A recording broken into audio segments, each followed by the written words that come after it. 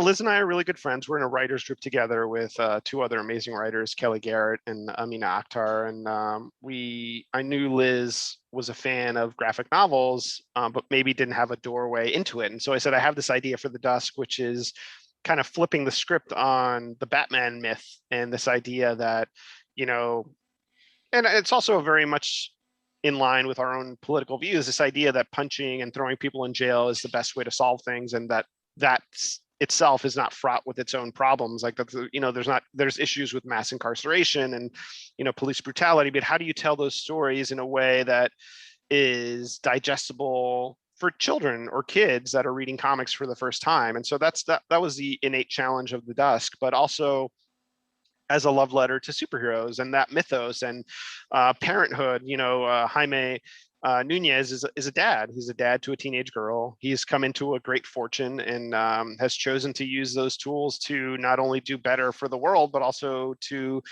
help, as a crime fighter himself. And so, Liz is great with plot and story and dialogue. And so it's hard to say, she did that and I did that. It was very collaborative. I kind of came in with the initial idea, and then we fleshed it out together, and then partnered with David Hahn, who is a fantastic artist who has a very clean, dynamic line. And so he's a parent. We're all parents too. And so we're all writing these stories with that in mind, without it feeling like, kids always read up. Kids don't want to read what is for them. They don't want to read like the,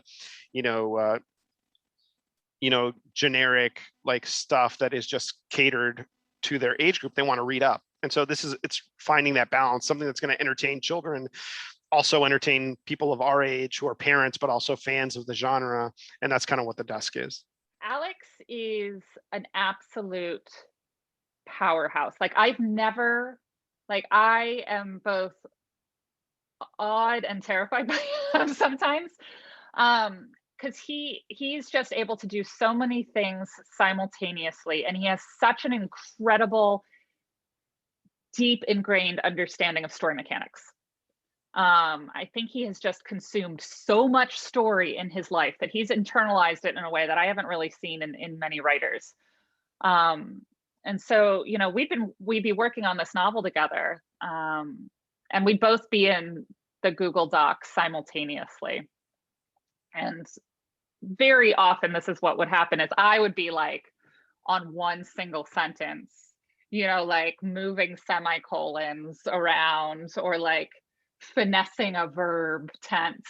And then I'd look down at Alex and he'd produced like 800 words of entirely new story. And he's like, oh, I hope that's okay. Yeah, it's okay. It's okay that you're incredible.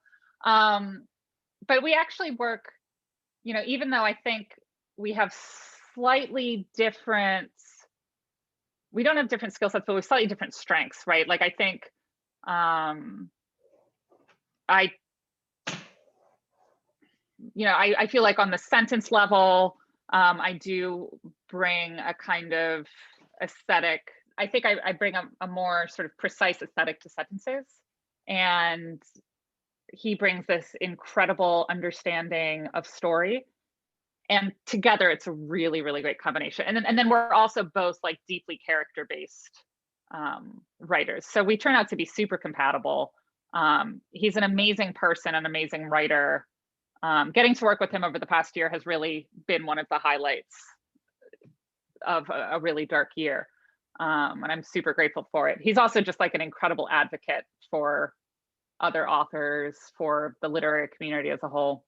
It's called The Dusk. Red Zone was part of an anthology called Pa Que Tu Lo Sepas, which was organized by Angel Cologne and Down and Out Books to help benefit Puerto Rico in the wake of a huge storm, Maria, and just the general issues that the island's facing. But the Red Zone, I've always wanted to write a football noir, like a short story that's set in the world of college football, but not college football in the Big Ten or SEC way. It's like a very small college, and it always points back to Miami. The protagonist role is from Miami, but also is dealing with a lot of, racial tension, being a Hispanic quarterback in a very traditionally white school. And I wanted to, the thing about short stories is you're only given so much real estate. So you have to give a snapshot and kind of let the reader engage with the rest and kind of presume what's going to happen beyond that. And so the fact that it got this great honor was huge, because you realize that people recognize what you were doing. And 90 Miles is part of a border noir anthology, Both Sides, that was edited by Gabino Iglesias and also published by Polis Books, and so many amazing authors. And I really wanted to show the peril and danger that comes with crossing those 90 miles and going from Cuba to Miami or to Florida, and trying to claw your way to freedom, and that not everyone that makes that journey is a great person. They're just people like us. They're complicated, they have problems, they have issues, and they don't all those stories don't always end with a happy note. So I wanted to show that as well. Talk a bit, if you would, about your forthcoming Secret Identity novel, and then what else have you been working on that fans can expect to get their hands on next, even if they're coming out in 2022 or, you know?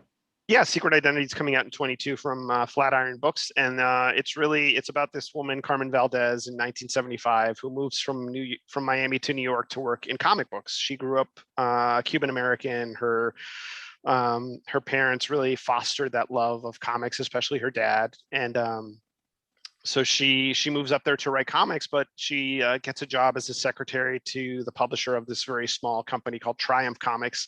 And the publisher basically says, I have no opportunities for you to write. Like, I've got a line around the door of colleagues and men and guys that I've known forever who I'm going to give these opportunities to. So a colleague at Triumph, this guy Harvey, approaches her and says, I'm going to write this story, but I'd love for you to help me. Would you want to ghostwrite this character? And it's a new #1 issue. It's going to have a lot of exposure, and at some point, we'll get you the credit you deserve at some point.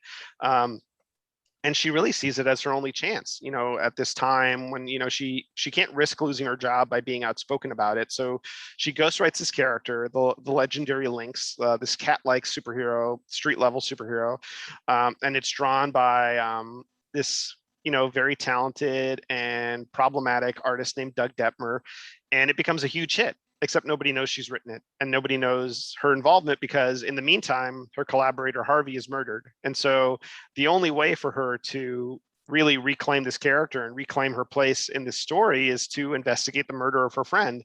And at the same time, you're getting interspersed sequences from the comic book itself. Comic book pages. So you're reading the prose, you're reading Carmen's story, and then you jump into the comic book itself and you see the art and you see what she's created. And it creates this kind of parallel narrative. And there's this investigator, this homicide detective, who has, eagle-eyed readers of the Pete Fernandez series will know who she is, or at least know her connectivity to Pete. And she's investigating the crime, and she finds Carmen's role in it very suspicious. The fact that she claims that she never really knew Harvey or that she was involved. And so it's a murder mystery. It's a love letter to comics of the time. And it's also just a fun meta way to tell a story. So I'm really proud of it. It kind of blends all my passions together, and I hope people dig it.